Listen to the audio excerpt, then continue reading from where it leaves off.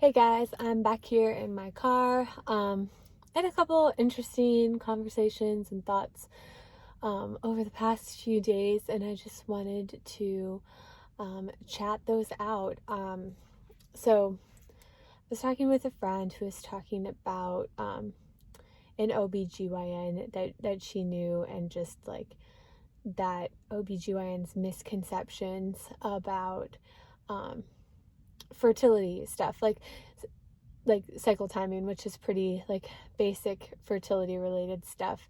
And it's not that she wasn't aware of things, she just wasn't connecting things in a way that a fertility specialist like a reproductive endocrinologist would have.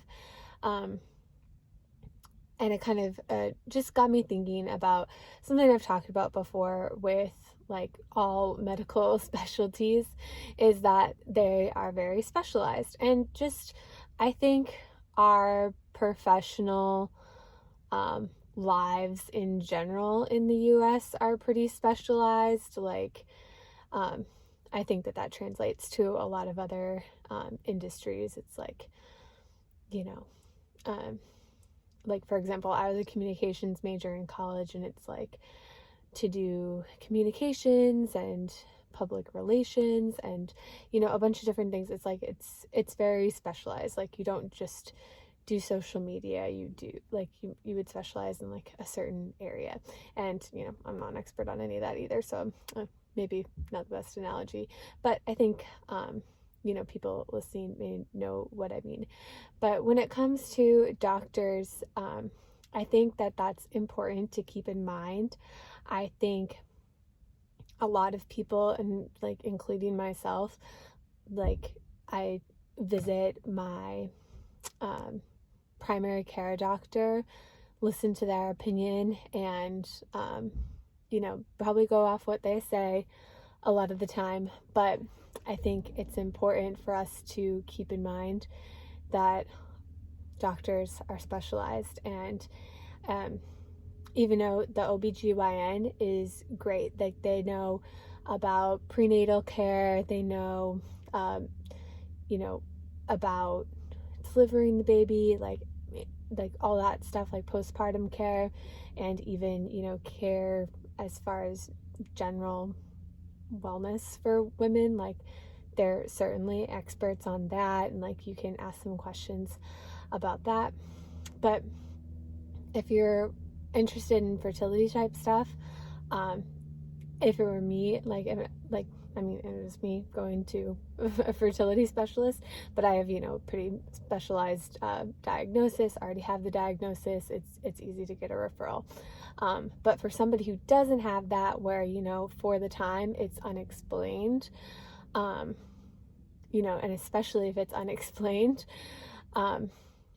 if I were to give some unsolicited advice to anyone, I would not be asking an OBGYN for advice on my unexplained infertility. Or even if you think you know the cause, like just do whatever you can to get that specialist referral, because that can make all the difference. And you don't, especially once you've gotten to the point where you've asked a doctor for help with something, it probably means that you've been dealing with that for a longer period of time, and you're ready to get to a solution. So for me, like, I'm not trying to hear some general advice that's probably not going to make that big of a difference. I want to start the process to like talk to a more specialized person that's gonna be able to help. So that's just kind of my unsolicited advice from that conversation. And then also it just got me thinking like about like women's health care, and infertility related. It's not just women, but for men too. For a lot of female related stuff, and then fertility related stuff, like the bar for knowledge is just so low for a general person. Like I think even in schools now, like it's hard to get any kind of education related to birth control. But then I've can't say I've ever heard of education related to fertility in school. And if it's not in the middle school or high school system, I don't really see that in college either. And like my university certainly didn't require health classes for a non-health major. So, you know, other than that, you're just learning from your friends, or after you already have a problem. It's not like, you know, something that's more widely taught, which, you know, I think there's already like a lot put on the school system, and it's really hard. But, you know, just trying to find a way to get that base knowledge, like, even if it's more parents talking to their kids about it, but for parents to talk to their kids about it, they have to know about it themselves. So it's really hard to expect like the average person to put this together, when even like somebody who has a medical degree in a somewhat related field can't or didn't necessarily put it together either.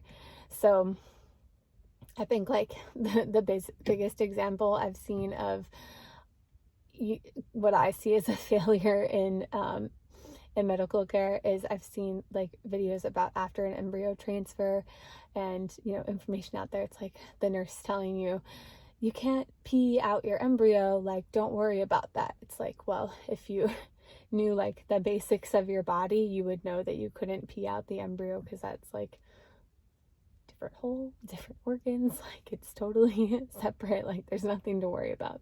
And that's why they're telling you. But you know that if that's like something they proactively give you, it's because they've gotten a lot of questions about it. So it's unfortunate that that's even a question for people, because, you know, it shows that we're not being taught basic anatomy about ourselves. So just kind of some food for thought, and I wanted to put that out there and see what people thought about it.